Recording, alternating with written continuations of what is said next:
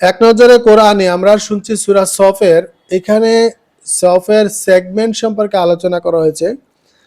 তো তিনটি সেগমেন্টের কথা বলা হয়েছে। এক নাম্বার হচ্ছে আল্লাহর পবিত্রতা ঘোষণা, দুই নাম্বার হচ্ছে উহুদ যুদ্ধের শৃঙ্খলা ভঙ্গ, তিন নাম্বার হচ্ছে জিহাদ বা লাভজনক এক ব্যবসা। তো বিস্তারিত যদি আমরা দেখি, সেগমেন্টের প্রথমটি ছিল আল্লাহর পবিত্রতা ঘোষণা।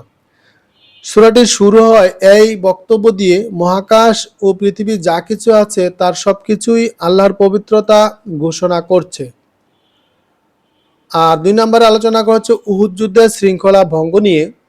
উহুদ যুদ্ধে মুনাফিকরা চূড়ান্ত বিশ্বাসঘাতকতা করে, সেই সাথে দুর্বল ইমানের কিছু মুমিনও যুদ্ধের ব্যাপারে অনীহা দেখায়। সূরার কেন্দ্রবিন্দুতে সেই দিকটি আলোচনা করা হয়েছে।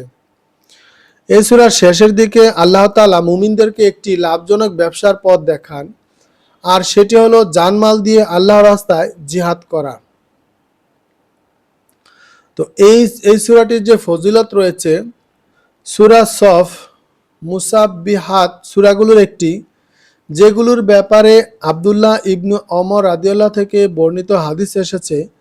তিনি বলেন, এক ব্যক্তি আল্লাহর রাস্তায় আল্লাহ রাসূল সাল্লাল্লাহু আলাইহি সাল্লামের কাছে এসে বললেন, আল্লাহ রাসূল, আমাকে কোরআন শিক্ষা দিন। তিনি বললেন, মুসাব্বিহাত থেকে 3টি সূরা পাঠ করো। Abu Dawud 1399।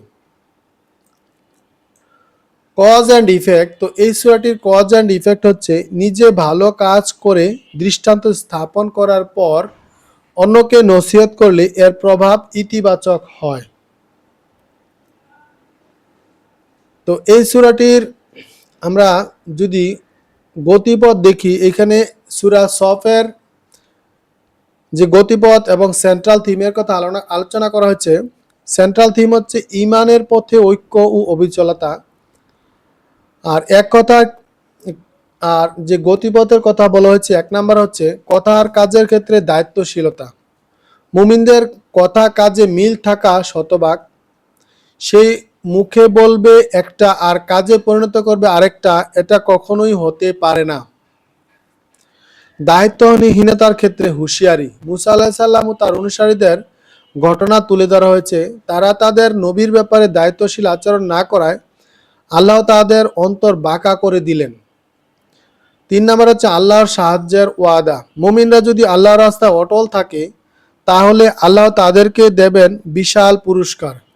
পরকালে মুক্তির পাশাপাশি তারা দুনিয়ার বুকে জয়লাভ করবে। 4 নম্বর হচ্ছে আল্লাহর সাহায্যকারী হবার আদেশ। ঈসা আলাইহিস সালাম ও তার নির্ভেজাল অনুসারীদের ঘটনা তুলে ধরা হয়েছে এখানে, যারা তাদের নবীকে সহযোগিতার ব্যাপারে আশ্বস্ত করেছিল।